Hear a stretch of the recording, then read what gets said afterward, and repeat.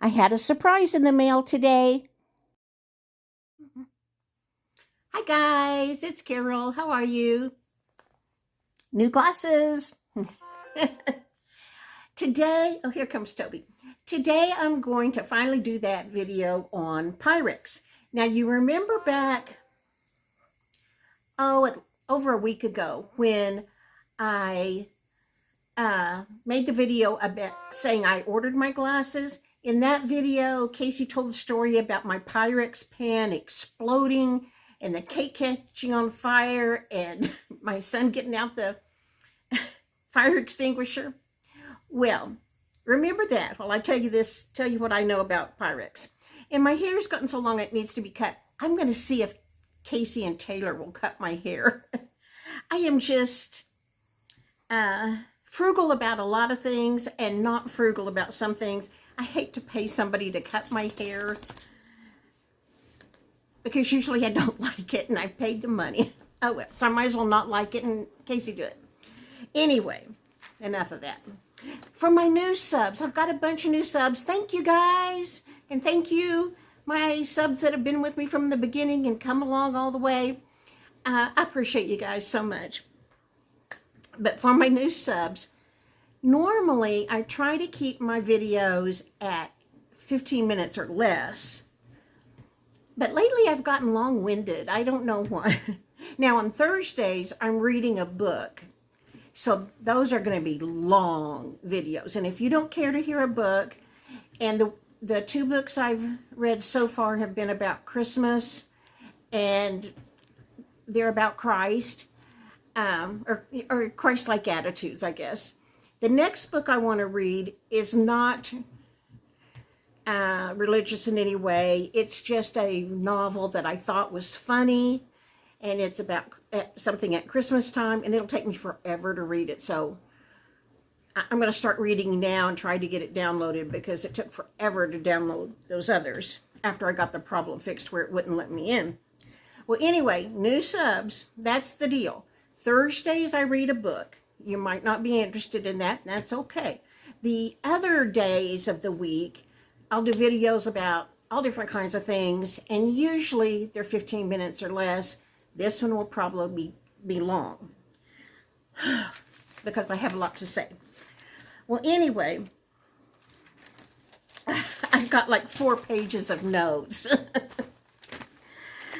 I love Pyrex. I've used it since I got married when I was 18. I'm 68, you know. I loved it until that pan blew up. But anyway, I'm going to tell you about Pyrex. Well, in 1880, a German named Otto Schott developed a low-expansion glass called borosilicate glass, and he used it to make products used in industrial and scientific settings, such as laboratory glass. Well, in 1908, Corning developed its own recipe. It was first used for railroad lanterns and battery jars. This was way back in the 1900s. I forgot to look up what a battery jar looks like to tell you, but you know, we can all picture the railroad lanterns, the guy shakes, and anyway, that's what they used it for. It was for railroad lanterns and battery jars.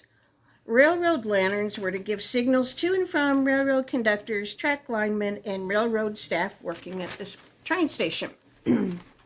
Well, back then, railroad lanterns had glass globes. And in the bottom was either oil and eventually kerosene that was lit to make the light in the lantern. Well, there would be that burning oil in a glass globe, and the glass would get hot, and then if it rained or snowed, it would shatter the glass because the cold rain, cold snow hitting the glass. So, to solve that problem, Corning started making the railroad lanterns out of this low thermal expansion borosilicate glass. And how did it become Pyrex? Well, we have to thank Bessie Littleton. Bessie Littleton was married to a physicist at Corning. Corning was the company in New York that started making the low thermal expansion borosilicate glass to make the railroad lanterns and the battery jars. She was married to Jesse, who was the physicist, and she was the one who influenced the conception of the Pyrex brand. In 1914, Bessie's earthenware casserole dish had cracked in the oven. She had a lot of dishes crack in the oven. And so she asked Jesse if that new glass that they were using for the railroad lanterns might work for baking. So Jessie sawed off part of a battery jar, took it home, and she successfully baked a sponge cake in it. Her experiments in part moved Corning to launch Pyrex, the first ever consumer cooking product made with a temperature-resistant glass. And the first thing they made was a pie plate. Now, Corningware had been making this glass to use for laboratory glass and things, and their glass formulas, they had always named them something ending with X. And so the name Pyrex came from the company's tradition of using X in the glass formulas, and the first thing they made for consumer use was a pie plate. So Pyrex didn't sound quite right. If I could only talk. That didn't sound quite right, so they stuck an R in there and called it Pyrex. That's how we got the name. Thank you, Bessie. Well,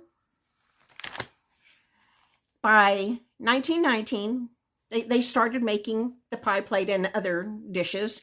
By 1919, Corning had sold over 4 million pieces of Pyrex. And at that time, they were all blown by glass blowers. I can't even imagine.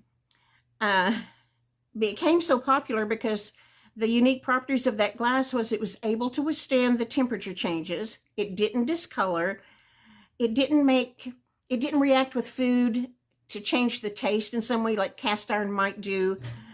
It didn't retain smells after you'd washed it. They were clear. Bakers could see their cake turning brown. Well, in 1929, they developed an automated system. So now it wasn't blown by glass blowers, and it was much less expensive that way, and they really, sold a lot. It became a well-known product. And then in 1936, Corning, located in New York, in the city of Corning, Corning Incorporated, bought a glass factory in Pennsylvania, which had the capability to produce colorful opal glass with the same heat-resistant properties as the clear Pyrex. Originally, it was used for industrial purposes. It was specifically made to outfit the mess kitchens and military mess halls during World War II. Oh, let me get my mom's bowl. Hold on. Okay, that opalware they're talking about was this. This is my mom's bowl. They first, can't breathe. They first made these for public use in 1945. They made a nesting bowl set in primary colors. I think there was 4 of them that came in the set: red, blue, green. I'll look it up. I'll write it down here. But anyway, they were different colors. They nested together. They were white on the inside like this. This is my mom's bowl. And I use it, 3 or 4 times a week probably. I put it in the dishwasher. Somehow, miraculously, I haven't dropped that when I drop everything else. If you don't happen to be a fan of Pyrex, that's what this is. And this is exactly the same as I was baking that cake in that shattered. I like the blue because I just like blue. Well, anyway, Corning bought that factory in Pennsylvania that could make this, and they started making over 150 patterns of bowls, casseroles, and refrigerator dishes. refrigerator dishes were the, I know my mom had some. They were like little square dishes with a glass lid that sat on there. It was like what you put leftovers in before Tupperware. That factory continued to make the colorful opalware until it was discontinued in the late 1980s. I'm sorry they discontinued it, but I'll tell you a little bit about that tomorrow. But anyway, a company called World Kitchen took over the Pyrex brand in 1998. Corning returned to its focus of scientific glassware and making things like car windshields, TV screens, the screen on tablets or your phone, things like that, instead of cookware. Now, I'm going to read you something. This is from a Reader's Digest article. That other information I got from Smithsonian Magazine, the Corningware site, things like that. If somebody's giving you information, always ask what their source was, because I'm going to tell you some things that you may not believe them, and that's okay with me. I'm offering information. Okay, this is the Reader's Digest article that was, I don't know when it was. It says updated April 3rd, 2021, but it was published before then. Okay. Let me get down to where I want to start. Okay. Sorry about that. I thought I had it pulled up, and then I went back up there to see when it was. Okay, well, anyway, Pyrex was made to withstand high heat and won't ever shatter, right? In fact, they used to have a commercial, maybe some of you remember it, where it would say you can take it from the refrigerator to the freezer to the oven and it wouldn't shatter. Well, when something shatters from a change in temperature, that's called a thermal shock. And that was the best thing about Pyrex when it first came out, that it wouldn't crack or anything when you took it from the refrigerator to the oven, whatever. Okay, well, what happened then? Until 1998, all Pyrex glassware was made with borosilicate glass. That means that if you have Pyrex glassware made before 1998, you can safely use it like you always have, making a baked mac and cheese casserole, leaving it in the dish on your cold granite counter, and immediately put it in the fridge for tomorrow's dinner. But things changed in 1998. Corning sold the Pyrex brand to World Kitchen LLC, which stopped using borosilicate glass and started using soda lime glass, according to Consumer Reports. Soda lime glass is just ordinary glass. That's what Reader's Digest and Consumer Reports says. It's not resistant to thermal shock, and it could shatter when going from one temperature extreme to another.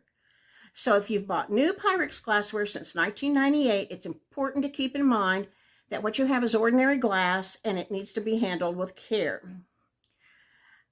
This is what Consumer Reports recommends. Do not place Pyrex on your stove top. Remember my accident? Do not move your Pyrex from one temperature extreme to the other. Like when you assemble a make-ahead breakfast the night before, take it out of the refrigerator and let it come closer to room temperature before you put it in the oven. For those of you who didn't maybe see my video where I said I ordered my new glasses, what had happened was, this was in, it had to be between 1988 and 2000, because I moved from the house in 2000 that this happened in. Anyway, I had baked a cake in a blue Pyrex dish like this, 9x13. And it was in the oven. I was in the living room with my son. We were discussing a book he was reading, and Casey was getting ready for a date. She would have been probably 16 at the time. The timer went off, and so Casey went to get the cake out for me. And she took it out of the oven, and she set it on top of the stove. Well, I had something on a burner a little while before then, and she didn't know that. I had to remove the pan. And somehow she put this down on the burner that was still warm. This shattered in a gazillion pieces. The cake also kind of disintegrated everywhere, but some of it sat on the burner and caught on fire until my son got the fire extinguisher. That is why. It's because this is plain glass. It's not the low thermal, what's it called? Let me go back to all these notes. Low thermal expansion borosilicate glass. That's why. So I still use Pyrex all the time, but we don't set it on hot burners, and we don't take it from the fridge to the oven and things like that. That's my Pyrex story. Now, tomorrow I want to do a video, or it may not be tomorrow. You know, life happens. Eventually, I want to do another video sort of about this, especially about this, and Corelle dishes. I love Corelle dishes. Mostly because since I was in a car wreck and broke bones in this hand, and that's my left hand, my dominant hand, and it's weak. Corelle dishes are so light. That's why I really love them. They are lightweight, but I always like them. But anyway, I'm going to do another video eventually, maybe tomorrow, about this opalware and about Corelle and about something I think I should share with you. Okay, guys, I don't know anything else. Thank you so much for being with me. I appreciate you coming here and leaving me a comment and talking to me. I will see you in the next video. I'm going to try to do Vlogmas for December, where you make a video every day, but if I get through a week with a video every day, that'll be a miracle. That's Molly sinking into the couch back here. Molly, lift your head up. No, she's asleep. Okay, guys, I'll talk to you in the next video. Thank you for being here. Do you like my new glasses? I love them. I took them out of the shipping material. They shipped it in a bag, like plastic, heavy plastic bag. They were in a case, which of course is, I can't find right at the moment. I don't know what I did with it. It came in a hard plastic eyeglass case. And I thought, oh my gosh, they're going to be broken. But they weren't. They were just fine. I put them on. They feel perfect. Casey asked me if the earpieces hurt. I told her I can't even feel them. They don't slide down my nose. I can see perfectly. I can read text. I'm happy with them. And again, I could afford these. I couldn't afford glasses from an optometrist. So I'm super, super happy that they fit, they feel good, and I can see. Okay, guys, see you in the next video. Let me know what's going on with you guys. Bye-bye. I want to add that I don't mean any disrespect to hairdressers. I think you're wonderful. Just for me and my budget, going to get my hair cut falls in the luxury category of my budget, and money never trickles down that far. But I don't want to offend any hairdressers. I would go to if I had all the money in the world. Okay, see ya.